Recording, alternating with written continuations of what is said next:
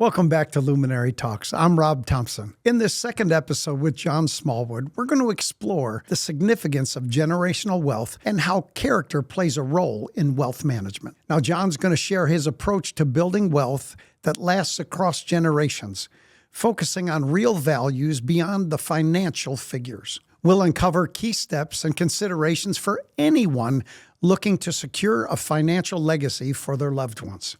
It's an insightful look into how wealth and values intersect. Join us as we continue to shine a light in dark places. This is Luminary Talks. We're living, financial planning is about wealth optimization, right?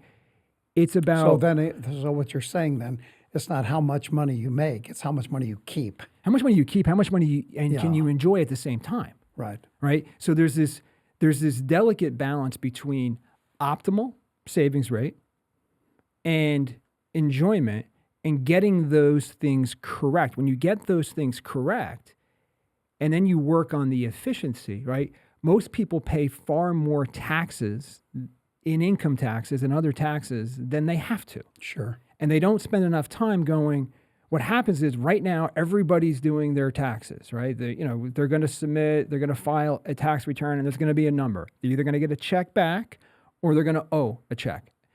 And if they're owing a check, they're unhappy. If they're getting a check back, they're happy. But the reality is, compared to what? Right. Maybe you could have got twice as much of the check back. Sure, right. And how the government was using your money, was that a good use of your money? Boy. That's something. Right? So the efficiency of every strategy is what people forget. Like the industry has said, you buy this product for this, and you buy this product for that, and you buy this and this and this and this. And there's no coordination between those financial decisions. So by nature of not having coordination, people are increasing their taxes. They're increasing their risk. They're increasing their fees and costs, not only in the year, but as they compound their wealth. Miracle of compound interest is wonderful, but the miracle of compound taxation and compound fees is happening at the same time. Right. Are you aware of what those compounding impacts are, and can you minimize those, right? Then optimizing savings, optimizing protection, and optimizing how much money you can actually enjoy in retirement and still pass the wealth to the next generation or to your favorite charity or to your favorite organization. Sure. Most people's wealth goes to other wealthy people, such as nursing homes. Sure. Right? I mean, that call, I had 5 calls this week from 90-year-olds, kids of 90-year-olds saying, oh, mom never talked to me about wealth. And she's in a nursing home. And they want us to sell the house. And we got Medicare spend down. That's just bad planning. Yeah, sure. Or living too long. I'm joking about that, but but that's what happens. I mean, isn't it a balance of how much you have versus how long you live? Yeah. When you get into, you mentioned something about generational wealth and the importance of generational wealth, even in the planning process. So if we could, just say, okay, here's what we want to do. We want to create generational wealth. What would you say would be kind of like a 3 or a 4-step process that you would give somebody? Because, hey, one of our listeners, I'm sure, is going to want to know what you're going to say. Yeah. I think the most important part of generational wealth, the first step, is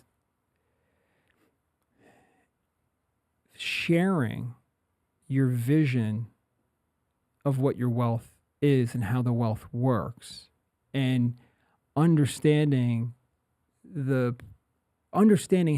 one, you created that wealth, what it does for you, and basically providing the tools and education. Now, typically that's done by example, right? But most families that I've encountered, a lot of families that I've encountered, money's not discussed. Yeah. So what happens is somebody inherits money and it's gone. Somebody wins a lottery. What's the average, lifespan of a lottery winner? How much, it's like it's less 46 months. Yeah. and it's gone. I Yeah, think that sure. I could be wrong. Fact check me on that one. But there's a whole series on one of the big networks about lottery winners and how quickly they lose everything, Sure. right? Because people don't. I love those great stories, right? Yeah. Oh, they did this and they got a divorce and then they went off on a planet to another Well, world. most TV programs only tell you about the great things that they were able to do. It doesn't really tell you about really what happened in time. So the education begins with, what is the wealth doing? What's the energy? What's the vision? And how do you take, how do I put my vision into my kids' vision? And how do my kids stack their vision on top of my vision? And how do we collectively build our wealth together? And how do we communicate that it's not something that is bad, but it's wonderful? Because there's a whole part of society that, like, I remember I sent my kids to a private high school. And I'm at the back to school night or whatever it is. And my oldest kid, he's a freshman. And we're walking down the hallway and I see this really tall guy. Like he's on the basketball team. He has to be, but he's massive. And there's this little tiny guy. And they're high-fiving each other about their success. Or low-fiving. Yeah. Well, it was kind of like, it was the weirdest thing. And I was like, but I could hear them talking about how awesome it was they did on that chemistry exam. And I had this, wow, it's actually cool to be successful here. Mm-hmm. And I was like, that's the environment that it is actually really the most valuable trait is to have financial success and to pass that on. If you pass wealth on without success traits, like hoarding your wealth is not a good trait. In the economy, you have the velocity of money and the money multiplier effect. It's a big macroeconomic theory that I learned, and like, why am I learning this, right? But the essence of it is, if money is in motion, our economy is strong and healthy. That means the banks are lending money, everything is healthy. But when you hoard it and you don't lend it, the economy goes into a stagnation. The same thing happens in your wealth plan. If you hoard your money, which most people do because they're afraid they're going to lose it. Right. And they can't. Well, that's just a scarcity mindset. Scarcity mindset. Yeah, sure. You will lose that money, and the second generation will lose that money. I mean, how many corporations are third generation? Very few, because what the statistic is, approximately 80% of people that were given wealth lose it quickly. Yeah. And it doesn't survive to the third generation. There was I believe it was Barron's, or it might have been the New York Times, and if anybody can find this article, I really want to find it, okay? So it highlighted the richest families at the turn of the century in 1900 in New York City. Right. Not worldwide, New York City. And it was called the slippery slope of wealth. And out of the 100 families, there was like two families still on the list. Sure. It was all gone. Right. And there's a narrowness that happens in education of wealth, right? And I've read the trusts, and you've seen the wallpaper of old companies and stocks that were worthless, right? And what a lot of the early 1900 people said is, you have to reinvest all this money back in railroads and canals. And in that same reinvestment, they lost all their money because they weren't thinking about what was coming next. Right. My family... There was very little diversification. Exactly. My mother's family was in the coal business in the early, 1930s and 40s, right? And that business went away because they didn't realize that they were in the home heating business. Right. They thought they were in the coal business. Right. Right? So I think the greatest thing that you could teach your children and your family and the generations is to think strategically, to not be stuck in a box. And just because something was what it was in the past doesn't mean it's going to repeat itself. So many people do that. They find the hot stock and like, look, this stock has gone up exponentially over and over again. And then they put all their eggs in that one basket. And then it literally goes to zero. And there's hundreds of examples of that, of where that has happened. Right. Hundreds, if not more. But history, where money's made doesn't necessarily repeat itself over and over again. And that's why understanding the landscape of what you look like and how you're structured, and then figuring out what it is that you want to accomplish and matching those goals to those cash flows and determining, are you prepared? Like most people, when you think about it, like, okay, I work and I spend 40 hours a week doing my craft and I'm going to retire. I don't have a single hobby. I don't have anything that's driving me. And I go home and I sit home. Is that a retirement? I want to orchestrate the opposite. It's more of a cessation. Yeah, it's like I'm sitting home now. I get to watch my TV that I haven't watched, right? And what am I watching? Right? But my philosophy is the first 15 years of your retirement is the most important 15 years. And it's that moment where you actually want to have more enjoyment because now you have the 40 hours that you were working plus commuting plus to enjoy. Last I checked, when I leave my house, it costs more money than when I stay home. Right. Exactly. Right? Right. So how do you, like in my mind, wealth and the abundance of wealth is based on really good, solid habits. And how do you push those habits into the next generation to prepare them? But how do you make sure those habits are actually the right habits? Because a lot of times people are following the wrong coaches and the wrong vision. They really are. Just let me ask you this one more question, because I think that this really helps people on the entry level of where they are. They've come to the realization that, gosh, we need to do something about the future. We've got to start getting serious about it. It's not all about us being able to go out another night. It's not that. We need to begin to see us building some wealth and the reasons for it and the mindset that goes along with it. So what is the role of an individual's character in generational wealth? Oh, yeah, that's a really great question, because the character is the essence of all of those components, right? So when you think about family, and we talk about your family, and how you talk about your family and what you want for your family defines your character. Sure. And then when you apply that to your job or your career or your business, into your employees, into your customers or clients, what is it you want to have happen with that? That's defining character. Then you look at how your taxes are structured. That defines character.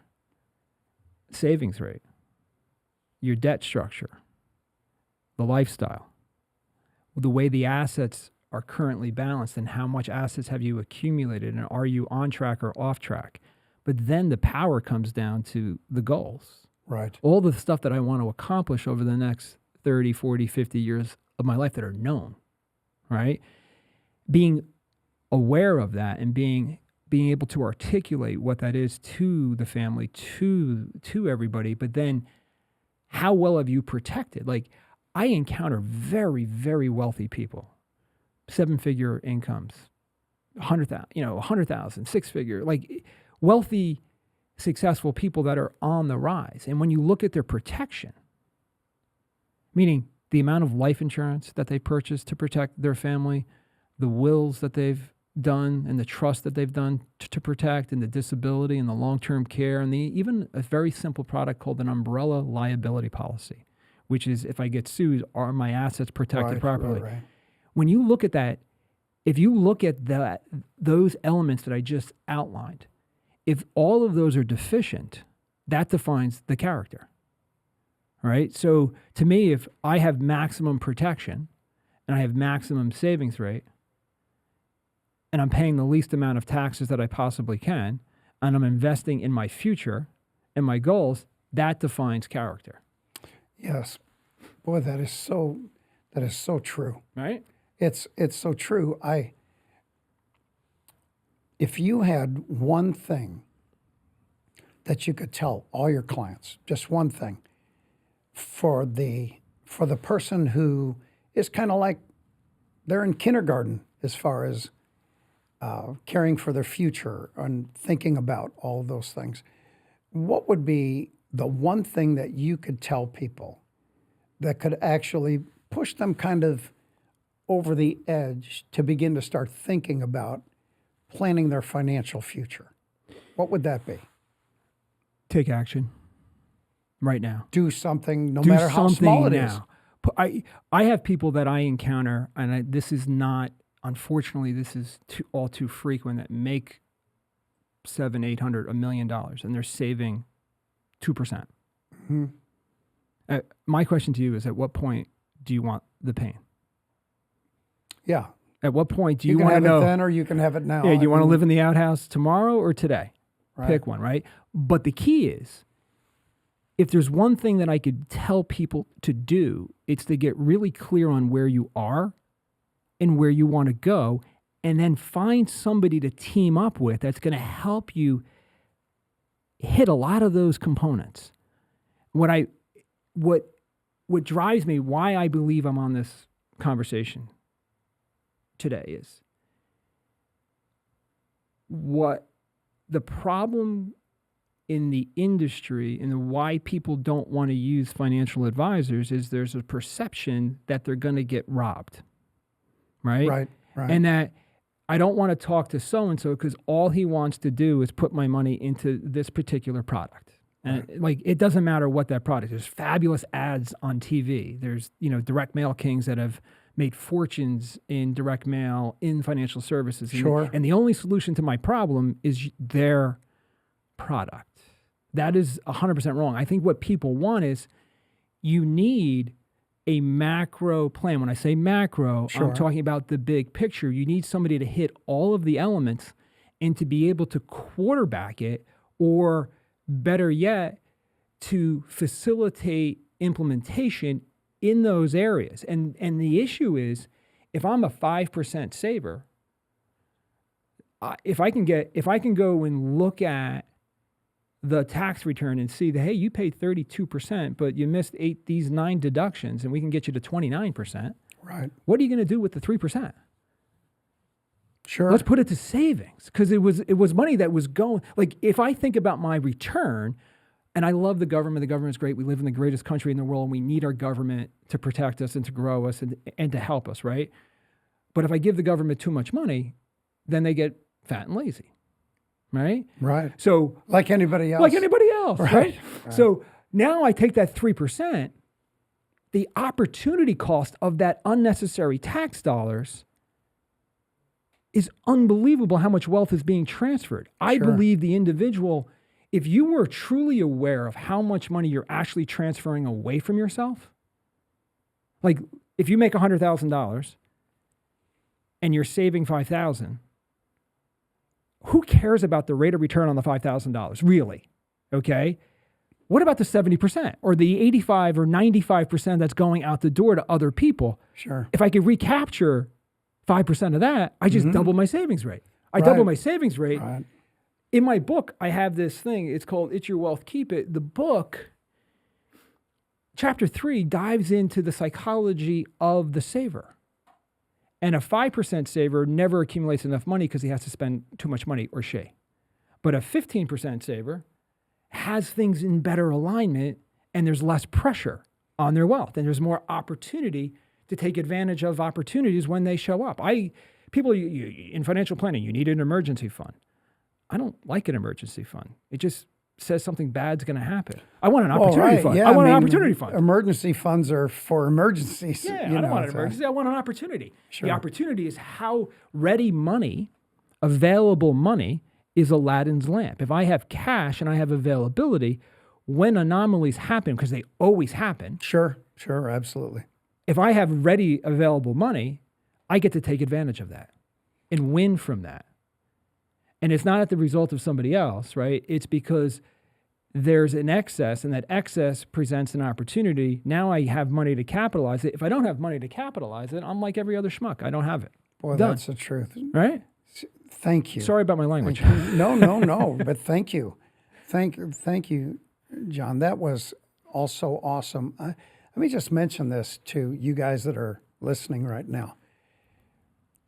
John mentioned so many things today, and because I'm there, I understand what he's saying. I know that many of you listen to what we've talked about, watched what we've said, and you're kind of going, man, that seems to be really over the top in all the things that I need to take care of. No, do one step at a time. As was mentioned, take action. Do something. Make a decision now. The younger that you are, the better. Do something today. If you're at an entry-level job, do something today. If it's $10, $20, $100, do something, but start down the road of thinking about your future and the future of those that you loved. Yeah, like entry level job. Like, where do you put the $10? Yeah, absolutely. What am I going to do? Invest in with it? yourself. Boy, that's really true. Right. Yes, thank you. I have a little disclaimer that I need to put Sure, out, go ahead. which we typically do in front of these conversations. Right. But we're going to do this on the back end, okay? And these always make me chuckle, so go ahead. Because I'm a registered person in multiple aspects, right? Every financial decision that I talked about, every strategy, every theory, and we didn't really hit anything very, deep into the conversation, Right. but they may or may not work for the individual. So the greatest thing that somebody can do is understand what impact one financial decision would have over another, one product versus another product, right? And that you need to take it and put it in context of your plan and work with professionals to make sure that you're implementing the right product, because there's a lot of products out there, and some products are wonderful and other products are not as good, right? But the key comes down to is you're exactly 100% on. Take action. Continually take action. Update and review on a regular basis. Stretch yourself to go to the next level. But also don't get crazy. Like, I have clients that come in and they're saving 50% of their income and there's no enjoyment. That's not good either. Right. You got to get balance, right? You have to have balance. Yeah, that's so true. Yeah, thank you. So true. No, thank you, John. John, could you tell us the name of your book and where people can get it? So it's called It's Your Wealth, Keep It. It's on our website at smallwoodwealth.com. You can get it on Amazon. On the website, there's a free offer for a chapter. So on smallwoodwealth.com, you can go get a free chapter. We have 7 advisors that work under us. They've all trained under me. They've all learned from what we've been doing over the last 30 years. Our goal is to have a relationship with you and to work with you over time. Absolutely. As a matter of fact, that is the only place where I think it's so important for someone to have someone else to hold their hand while they're walking through all of this. But thank you, John. Thanks for being on the podcast today. And you've just listened to Luminary Talks. Thank you.